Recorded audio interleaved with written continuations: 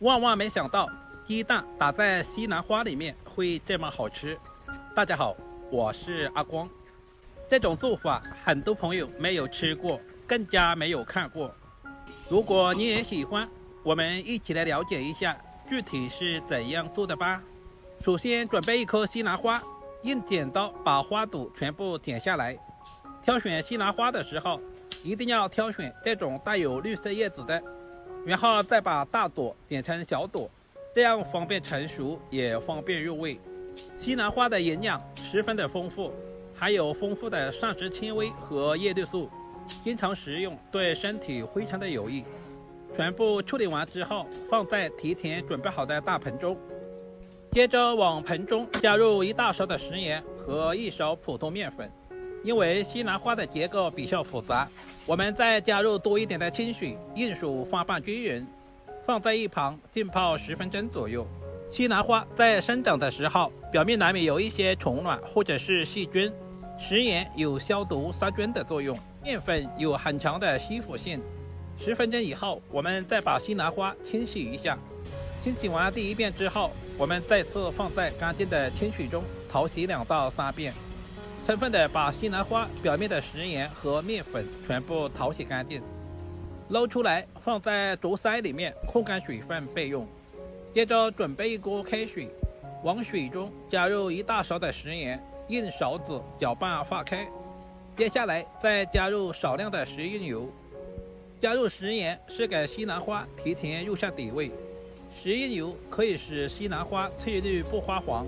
把控干水分的西兰花放在锅中，用筷子稍微的翻拌一下。我们煮的时间也不需要太长，水开以后大约在2分钟左右就差不多了。煮成视频中这样，我们把所有的西兰花全部捞出来，放在准备好的凉水中充分过凉。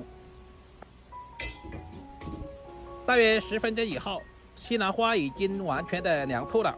我们再控水捞出，接下来我们再把西兰花给下刀。这里我们直接把西兰花切成碎末。今天的西兰花我们一定要切小一些，这样方便入味。如果有条件的，也可以用绞肉机来完成。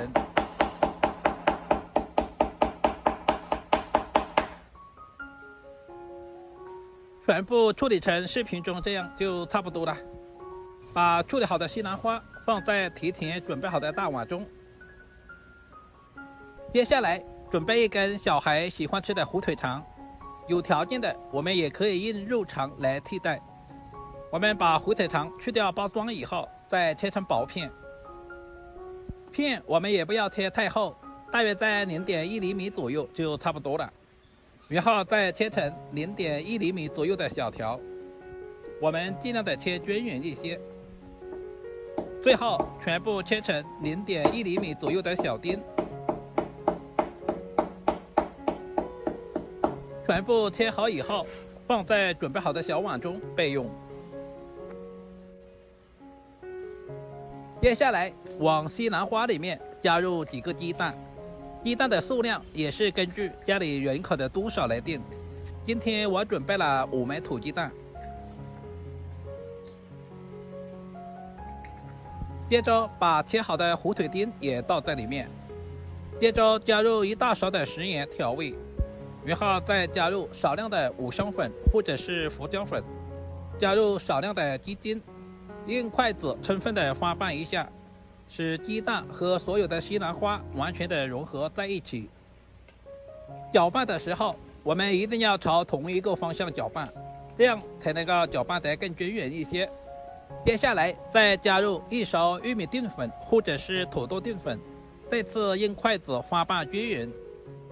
淀粉千万不能加太多，大约在20克左右就差不多了。如果加太多的话，那样不方便操作。再次用筷子充分的搅拌均匀。接着准备一个方盘，往里面加入少量的食用油，然后用油刷涂抹均匀。这一步的目的是方便脱模。接下来把调制好的西兰花和鸡蛋全部倒在大盆中，用手稍微的晃动一下，接着我们准备一个蒸锅，把里面的水烧开，把西兰花和鸡蛋放在蒸锅里面蒸一蒸。这里我们蒸制的时间也不需要太长，大约在8分钟左右就差不多了。如果蒸的时间太长，鸡蛋会蒸老，那样就不好吃了。打开锅盖看一下，现在已经完全的蒸熟了，我们就取出来放在一旁晾凉备用。准备一小把去皮的大蒜，我们把大蒜先切成薄片，然后再剁成稍微细一点的蒜末，全部切好以后放在提前准备好的小碗中。接下来再准备一小块去皮的老姜，先切成片，然后再切成姜丝，最后全部切成姜末。全部切好以后和蒜子放在一起。喜欢吃辣椒的，我们再准备几个小米椒，切成小圈。小米椒可以增加辣味和搭配颜色。切好以后和姜蒜放在一起。接着再准备几根清洗干净的香葱，我们把香葱直接切成葱花。全部切好以后和小米椒放在一起。接着往碗中加入1大勺的细辣椒面，然后再加入1勺白芝麻。接着浇上滚烫的热油，激发出所有食材的香味。然后我们再加入1大勺的生抽，加入半勺的陈醋，然后加入半勺食盐调味。接着加入1勺鸡精提鲜，然后再加入少量的白糖，再加入少许的芝麻香油，增加香味。用勺子充分的搅拌均匀，使所有的调味料完全化开。一道万能的凉拌酱汁就这样做好了。用来做凉拌花甲、凉拌基围虾都非常的不错。现在的西兰花鸡蛋已经完全的凉透了，我们用铲子在四周稍微的划一下，这样方便脱模，然后再倒靠过来。QQ 弹弹的，看着都非常的有食欲。接下来用刀对半切开，然后我们再切成小条。这里我们也不要切太大，大约在1公分左右就差不多了。如果切太大的话，那样吃起来也不方便，但是尽量的切均匀一些。西兰花里面加入了鸡蛋和火腿肠，营养十分的全面。全部切成视频中这样就差不多了。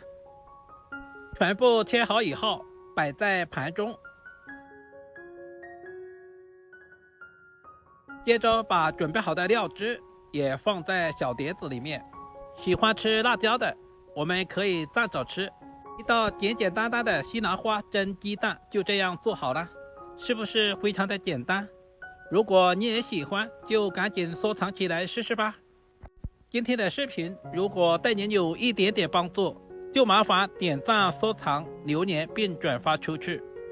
好了，今天的视频就简单的分享到这里了，我们下个视频再见吧。